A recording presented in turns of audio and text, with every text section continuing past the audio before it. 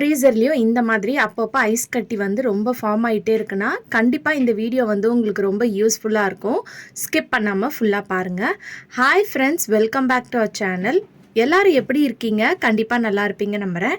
இன்றைக்கி நம்ம சேனலில் டே டு டே லைஃப்பில் எல்லாருக்குமே ரொம்ப யூஸ்ஃபுல்லாக இருக்கக்கூடிய கிச்சன் டிப்ஸ் அண்ட் ட்ரிக்ஸ் தான் ஷேர் பண்ணியிருக்கேன். ஸோ வீடியோ இன்ட்ரெஸ்டிங்காக இருக்கும், ஸ்கிப் பண்ணாமல் ஃபுல்லாக பாருங்கள். அதுக்கு முன்னாடி நீங்கள் இப்போ தான் நம்ம சேனலை ஃபஸ்ட் டைம் பார்க்குறீங்கன்னா இப்போவே சப்ஸ்கிரைப் பண்ணிக்கோங்க, கூட இருக்க பெல் சிம்பிளை கிளிக் பண்ணிக்கோங்க. இப்போ வாங்க வீடியோக்குள்ளே போகலாம். ஃபர்ஸ்ட் இப்போ என்னென்னு பார்க்கலாம். நம்ம புளி வந்து நிறைய வாங்கி ஸ்டோர் பண்ணி வைப்போம். நம்ம அப்படியே வெளியே வச்சிட்டோன்னா அந்த புளி வந்து ஒரு மாதிரி கருத்து போன மாதிரி மாறிடும். இந்த மாதிரி ஆகும்போது என்ன ஆகும்னா, நம்ம கிரேவி வைக்கும்போது அந்த குழம்போட கலரும் வந்து பார்த்திங்கன்னா ரொம்ப டார்க் ஆகும்.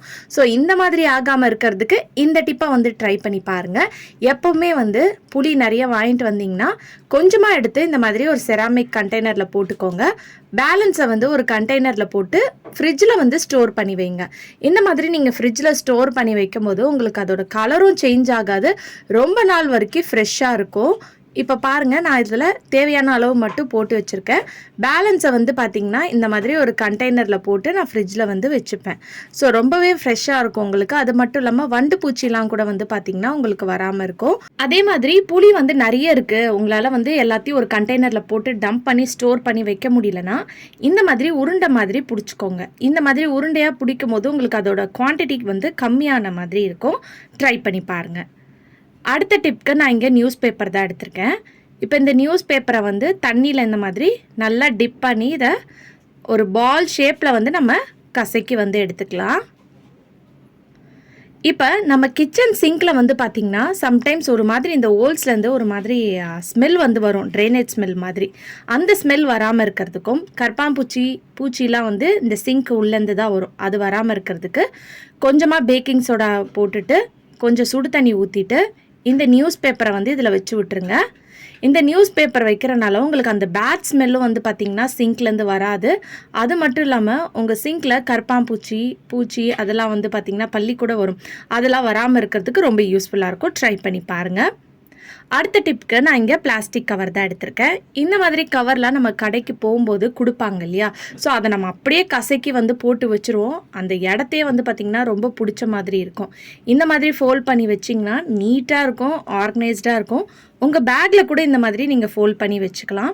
இந்த மாதிரி ஃபோல்ட் பண்ணி வச்சிட்டிங்கன்னா நம்ம தேவைப்படும் போது ஹேண்ட் பேக்லேருந்து எடுத்து நீங்கள் கவரை வந்து யூஸ் பண்ணிக்கலாம். நான் வீடியோவில் காட்டுற மாதிரி ஃபோல்ட் பண்ணிக்கோங்க. ஃபோல்ட் பண்ணிவிட்டு அதோட ஹேண்டில் இந்த மாதிரி உள்ளே விட்டு மாட்டி விட்டுருங்க. அவ்வளோதான். ஃபஸ்ட்டு நம்ம நார்மலாக வைக்கும்போது எவ்வளோ ஸ்பேஸ் பிடிக்கும், இந்த மாதிரி வைக்கும்போது அந்த அளவுக்கு வந்து பார்த்திங்கன்னா ஸ்பேஸ் வந்து உங்களுக்கு பிடிக்காது. ஸோ திருப்பி நான் வந்து ஒரு கவரை வந்து ஃபோல்ட் பண்ணி காட்டுறேன். ஸோ இந்த மாதிரி நம்ம பேட்லாம் வந்து டிஸ்போஸ் பண்ணணுன்னா நம்மளுக்கு கண்டிப்பாக கவர்லாம் தேவைப்படும். அந்த மாதிரி இருக்கவங்க ஹேண்ட் பேக்கில் வந்து இந்த மாதிரி ஃபோல்ட் பண்ணிவிட்டு ஏதாவது பாக்ஸ் இருந்துச்சுன்னா அதில் கூட நீங்கள் போட்டு வச்சுக்கலாம். அப்படி இல்லை பேக் சைடில் கூட நீங்கள் வந்து வச்சுக்கலாம். உங்களுக்கு பார்க்குறதுக்கு நீட்டாக ஆர்கனைஸாக இருக்கும். நம்ம அர்ஜென்ட்டாக இருக்கிற டைமில் வந்து எடுத்து யூஸ் பண்ணுறதுக்கு நம்மளுக்கு ரொம்பவே யூஸ்ஃபுல்லாக இருக்கும். ஸோ வீட்டில் நம்ம பர்பஸ்க்கு வந்து யூஸ் பண்ணுறதா இருந்தால் ஒரு கண்டெய்னர்லேயோ இல்லை ஏதாவது ஒரு பாக்ஸில் வந்து இந்த மாதிரி போட்டு நீங்கள் ஸ்டோர் பண்ணி வச்சுக்கோங்க. இந்த மாதிரி வச்சு நீங்கள் கிச்சன் கவுண்டர் டாப்பில் வச்சிட்டிங்கன்னா வேணுன்றப்பது எடுத்து வந்து நீங்கள் யூஸ் பண்ணிக்கலாம். கண்டிப்பாக ட்ரை பண்ணி பாருங்கள். அடுத்த டிப் என்னன்னு பார்க்கலாம். நம்ம வீட்டு ஃப்ரீசரில் வந்து பார்த்திங்கன்னா அப்பப்போ இந்த மாதிரி ஐஸ் கட்டி வந்து ஃபார்ம் ஆயிரும். இந்த மாதிரி ஃபார்ம் ஆயிடுச்சுன்னா நம்ம பொருள் வச்சு எடுக்கிறதுக்கு வந்து ரொம்பவே வந்து நம்மளுக்கு கஷ்டமாயிரும். ஐஸ்கிரீம்லாம் வச்சு அதுக்கு மேலே வந்து பாருங்கள் எந்த அளவுக்கு வந்து ஃப்ரீஸ் ஆகிருக்குன்னு சொல்லிட்டு அப்படியே வந்து அதோட வந்து ஒட்டிகிட்ருக்கு. ஸோ இந்த மாதிரி ஆயிடுச்சுன்னா நம்மளுக்கு எடுக்கிறதுக்கே வந்து பார்த்திங்கன்னா ரொம்ப கஷ்டமாக இருக்கும். இப்போ அதுக்கான ஒரு சின்ன டிப் தான் நான் இன்றைக்கி வீடியோவில் ஷேர் பண்ணியிருக்கேன். அதுக்கு வந்து லைட்டாக வந்து தண்ணியை வந்து சூடு பண்ணிக்கோங்க. ரொம்ப சூடு பண்ண வேணாம், லைட்டாக மட்டும் நீங்கள் தண்ணியை சூடு பண்ணால் போதும்.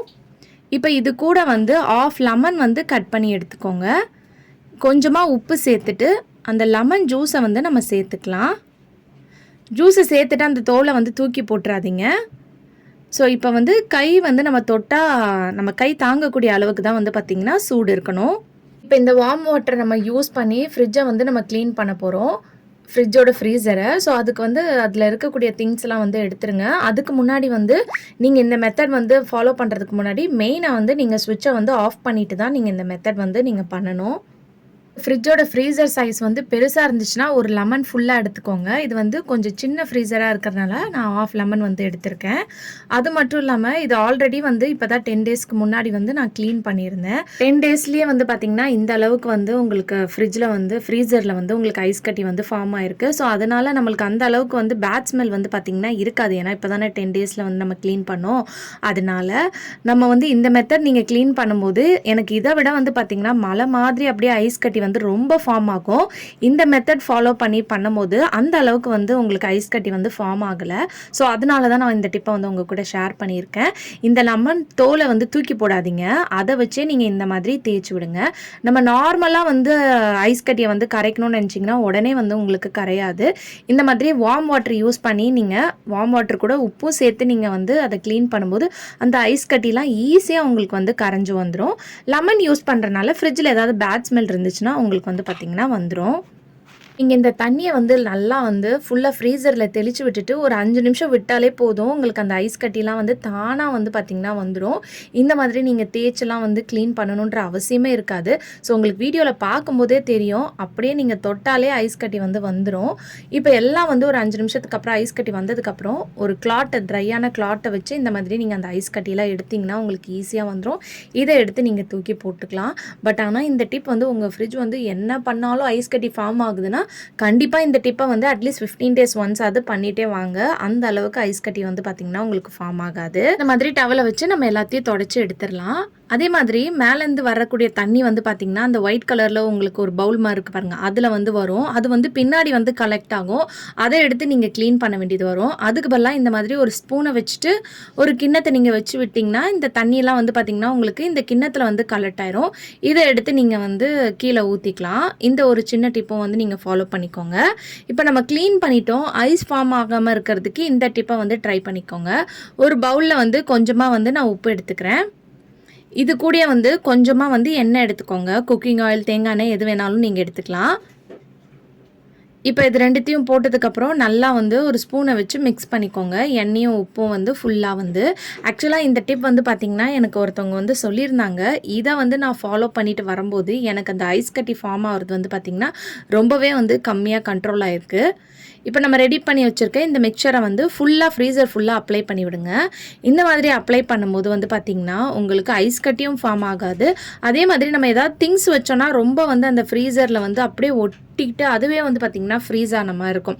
அந்த மாதிரி ப்ராப்ளமும் வராது. நம்ம ஏதாவது ஸ்டீலில் வந்து பாட்டில் அந்த மாதிரிலாம் வச்சோன்னா அப்படியே அந்த ஃப்ரீசரோடு வந்து பார்த்திங்கன்னா ஒட்டிக்கும். அதை எடுக்கிறதுக்கே நம்மளுக்கு ரொம்ப கஷ்டமாக இருக்கும்.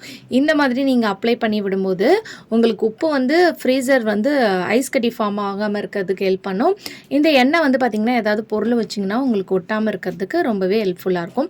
கண்டிப்பாக இந்த டிப் ரொம்ப யூஸ்ஃபுல்லாக இருக்கும். ட்ரை பண்ணி பாருங்கள்.